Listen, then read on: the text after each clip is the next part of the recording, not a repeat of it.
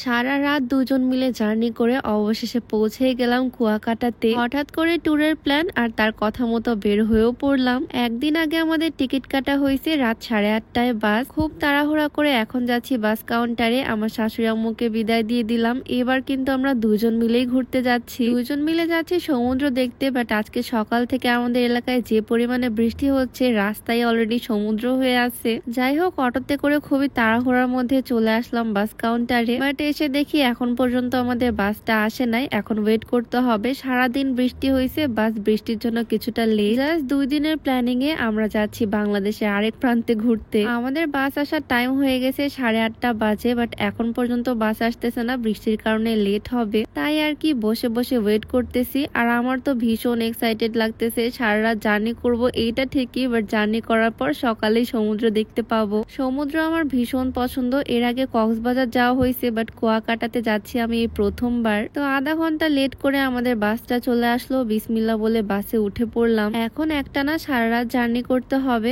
আমার শ্বশুর আব্বু আর ভাইয়া আসছিল আমাদেরকে বাসে তুলে দিতে। তাদেরকে টাটা বাই বাই দিয়ে দিলাম। আর এখন বাস ছাড়া পালা। দুইজন মিলে বাসে উঠে বসে পড়ছি। বাট বাসটা আমাদের একদমই পছন্দ হয়নি, কেন জানি না। আসলে আমাদের উত্তরবঙ্গ থেকে কুয়াকাটা বা বরিশালের একদম ওইরকম ভিআইপি কোনো বাস নাই। এই রুটে এই বাসগুলোই চলে। যাই হোক, ব্যাপার না, একটা রাতেরই ব্যাপার, কষ্ট করে চলে যাই। দেন ওখানে যাওয়ার পর ইচ্ছা মতো মজা করব, এনজয় করব, চিল করব। তো 9টার পরপরই আমাদের বাস ছেড়ে দিল। আর এইবার প্রথম আমরা শুধু দুইজন মিলে এত লং ট্যুর দিচ্ছি। এর আগে আমরা যেখানে গেছি হয়তো কোনো গ্রুপের সাথে, নয়তো আমাদের ফ্যামিলি মেম্বার ছিল। বাট এই প্রথম এরকম দুইজন মিলে যাচ্ছি, শুধু আমি আর ও। দুইজনে বসে বসে এরকম দুষ্টামি করতে করতে সময় পার হয়ে যাচ্ছে। আমাদের পৌঁছাতে পৌঁছাতে কাল সকাল হয়ে যাবে। মানে পুরো একটা রাতি আমাদেরকে জার্নি করতে হবে। উত্তরাঞ্চলে থাকি ভাই, বাংলাদেশের সব সুন্দর সুন্দর জায়গাগুলোই আমাদের এলাকা থেকে অনেক দূরে। সুন্দর সুন্দর জায়গাগুলো দেখতে হলে অনেক কষ্ট করে জার্নি করে যেতে হয়। যাই হোক, কয়েক ঘন্টার মধ্যে আমরা চলে আসলাম কুষ্টিয়াতে।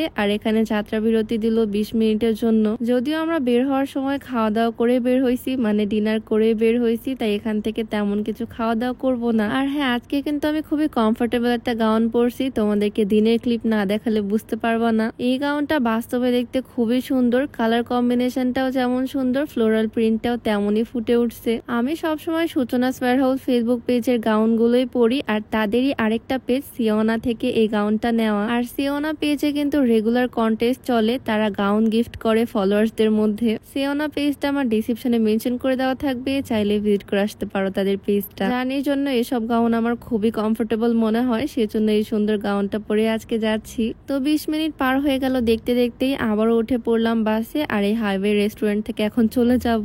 বাসের মধ্যে সারা রাত একটু করে ঘুমাচ্ছি, আবারও জায়গা পাচ্ছি। এরকম করতে করতে ভোর হয়ে গেল। ভোরের দিকে ঘুম আরো বেশি পায়। বাসের মধ্যেই তো ঘুমিয়ে পড়ছিলাম, কোনো মতে চোখটা খুললাম। আর এই বাস থেকে এখন আমরা উঠতেছি আরেকটা বাসে। এখন এটাতে করে কিছুক্ষণ জার্নি করলে আমরা পৌঁছে যাব কুয়াকাটাতে। এই বাসেও ভালোই একটা ঘুম দিছিলাম, বাট একটু পরে যে পরিমাণে ঝাঁকি শুরু হয়ে গেল, মানে মনে হচ্ছে পুরো দোলনায় উঠে পড়ছি, রোলার কস্টারে। আমার ঘুম একদম শেষ। এত সুন্দর একটা পর্যটন এলাকার রাস্তা যদি এইরকম ভাঙা হয়, তাহলে আর কেমনে কি বল। প্রায় 10-15 কিলোমিটার রাস্তা এইরকম ভাঙা। কি আর করার, সুন্দর জায়গা এখন দেখবো। এই ভাঙা রাস্তা দিয়ে চলে আসলাম ফাইনালি কুয়াকাটাতে। আমাদের লাগেজ সবকিছু নিয়ে নিলাম। এখানে যদিও অনেক অটো ছিল, বাট আমার মন চাইলো ভ্যানে করে যাব খোলা পরিবেশে। এই প্রথম শুধু দুইজন মিলে এত দূরে আসলাম। যাক, আলহামদুলিল্লাহ ভালোভাবে সেফলি পৌঁছাতে পারলাম। বেশ কয়েকদিনের জন্যই আসলাম কুয়াকাটাতে। এখন এই জায়গাটা সুন্দরভাবে ঘুরে ঘুরে দেখবো। এর আগে তেমন কোনো জায়গাতে আমার ঘোরা হয়নি। আলহামদুলিল্লাহ এমন একজন লাইফ পার্টনার পাইছি, আমাকে পুরো বাংলাদেশটাই সে ঘুরিয়ে ঘুরিয়ে দেখাচ্ছে।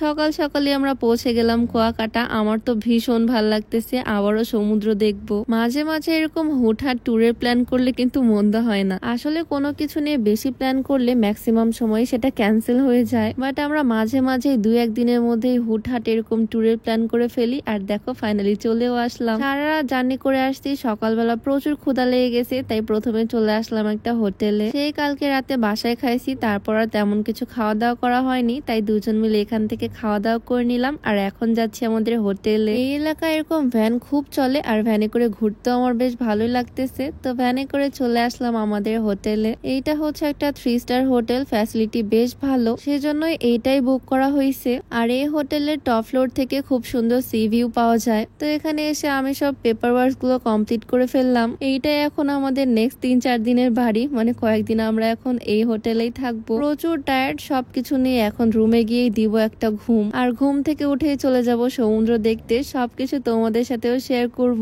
আমি তো অলরেডি লিফটের মধ্যে থেকে সমুদ্র দেখতে পাচ্ছি, বিকালের দিকে বিচে যাব। আজকের ভিডিওটা তো অলরেডি অনেক লং হয়ে গেল, আর বেশি লং করতেছি না। আজকে এই পর্যন্তই, দেখা হয়ে যাবে নতুন কোনো ভিডিওতে। সবাইকে আল্লাহ হাফেজ।